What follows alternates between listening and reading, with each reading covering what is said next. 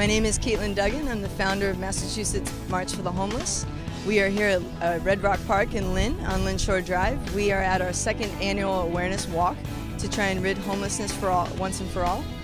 We are here to come together, politicians, our community members, residents, anyone, organizations. We are all here together to make a difference. I'm here to support the community and stop the homelessness. Every year in the city of Lynn, we see more and more homeless people on the streets. So it's very important to participate and show our kids what our community is all about. We're here to spread awareness about the homelessness issue that's going on in Lynn and the surrounding communities and worldwide, nationwide. Lynn was the first city to rid veteran homelessness in Massachusetts, and I really strongly believe that they can be the first city to rid homelessness altogether. They have all the capabilities, the community is very powerful, all the residents, the politicians, the police officers, everyone together can make it happen, and that's why we're here today. So I'd like to bring Mama G to the stage. She is a part of Rec Shop. They are an incredible movement as well that goes across our different communities, and they allow artists to have their voices heard. I'm Mama G again. G is for grace. I am not a gangster unless you want to call me a spiritual gangster, okay? So this is entitled The New Pair of Shoes because for me, yes, we can give the homeless a new pair of shoes. We can give anybody a new pair of shoes, but it's about, new pair of shoes to me is like getting like kind of like a new skin, a new soul where you feel that confidence. You come alive and you're going to come back stronger than ever. You're going to get kicked down again and again, but you're going to get back up every single time and you're coming stronger than ever, okay? And that's kind of where I feel I've been. So watch out, because I'm on the loose. I'm on the loose, let me tell you right now. So again, this is called The New Pair of Shoes, and I'm dedicating this to Caitlin and Raven in particular, but to all of you, okay, who are here today and taking the time to do this. I have to remember it now. Dang. Homelessness. Shouldn't this be history? All this misery? Like, why do I have to write a poem for this? I guess it's because I get to go home after this, enjoy some accessories. Well, they're still trying to get some necessities, but wouldn't mind a few pleasantries. Especially from those who have a tendency to walk on by with the eyes on the talk and not the guy on the block. The one with the clothes in the bag dropped in the sidewalk. And so, dag, let's talk. Let me ask. They're living in rags and we just watch. So who's the one who's really lost? We won't even stop. Because God forbid, why would we get caught with our mind on the tic-tac-tocs and not the spine on the tick-tock clocks that somehow says you're more refined because you're the stiff at the top of your own game that you define? Right? There you go, mama, right? And why would we miss an op to help the lame? Shouldn't we just get off of behind, not just drop a dime, give them a little what we got? Maybe even listen to them complain. Be like a king, because we just went and became a tidbit soft. Like sugar cane on a candy cane, listen to some Big Daddy Kane. I'm not playing, these are just my thoughts. But seriously, right? The homeless, they might be insane. I don't like that word, but you know, they might be insane. There might be a vet who was shot, who was left to rot by the U.S. debt that left a notch on the gut, you by the crotch, no less. Right? They might be an addict, feeling erratic, hopeless, sporadic, because the dope just feels ecstatic next to the rope in the attic. They might just be down on their luck. Down on their luck. Sorry, I got to go back, okay? They might have just done some time with no out of their mind, no hat on the line, because no one gave them the time of day. Let's just say they're down on their luck, stuck in the muck like a duck hit by a puck, much too much all at once. It gets rough and that gets tough. Like pounds after pounds, just amounts, like I said, to too much. Such and such, like lost the clutch, downhill on the uphills, battling pills like a fish with no gills. Right? You feel that, children? I know you do. Let's bring your passion in here, darling. That's right. So who came to do? Because if you were in their shoes, you'd be feeling their blues, drinking their booze, feeling confused, feeling like you've been used, feeling like you paid your dues, but nobody will pay attention to you. But you know what? Here's the clue. Let me tell you. There are some who do. There are some who do. Right? We're talking about Caitlin Duggan. She dug in, came to march in her shoes. Pull back too. Came to help us get over it. Along with the Rec Shop crew. Like bomb on the black and blues, wrapped up like a noose just to get it loose. Well, it shouldn't be good just for the goose, but for the gander too. And that's why I came to land this for you. Love with a bit of comfort. The kind that should be in the news. Because I just gave you a big, energetic hug. Got you out of the pit and out from the bumper with a brand new pair of shoes. That's what we should do. One more time, because child soldiers, 1 million refugees in one camp. I'm shaking my head. Mutilation, rape, atrocity. When are we gonna do something? And so I think it's time to beast. So drop me a beat. I'm on my knees once again, asking please once again. Because atrocities in our humanity, when are they gonna end? Indecency in your high, and you're at the Regency, piling like in your infancy. Because where's your decency? Because they're still crying over your spilled milk. But you keep denying, enjoying your diamonds. Like triangle trade silk, angle made and built on their broken backs. Because they made their silk, but we keep plugging back, their quilts. So we continue to act like that Last Supper. Because they continue to suffer, but then we throw back a fluffernutter with a bit of peanut butter created by our mother. Well, they could run for cover. Undercover, guns on the run. Now what about our other brothers?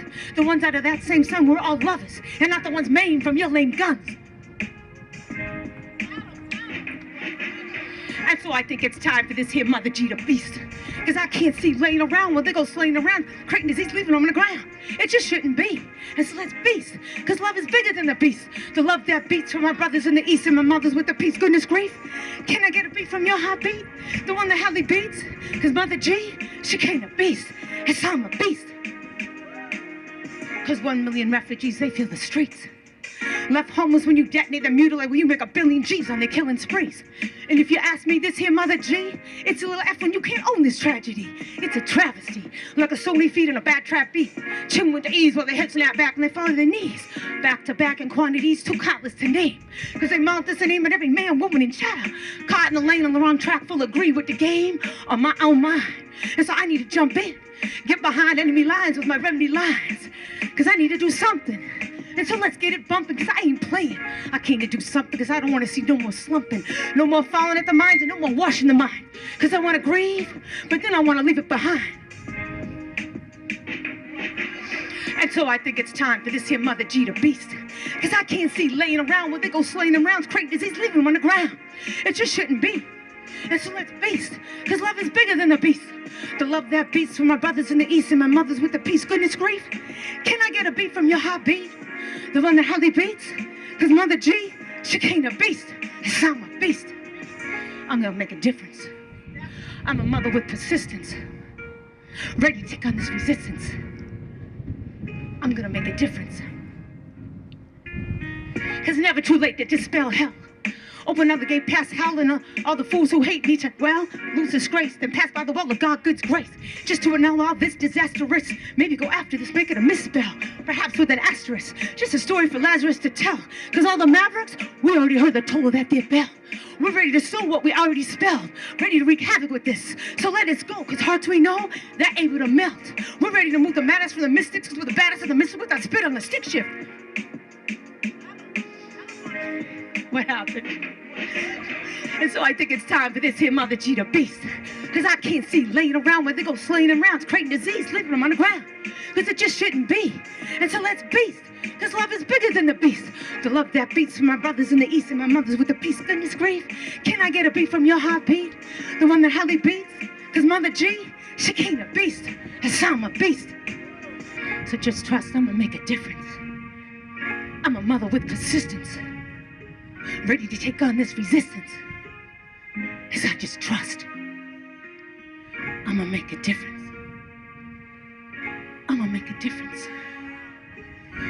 I'm gonna make a difference. Spare change, please. Spare change, please. Spare prayers, please. Can you please spare some prayers, please?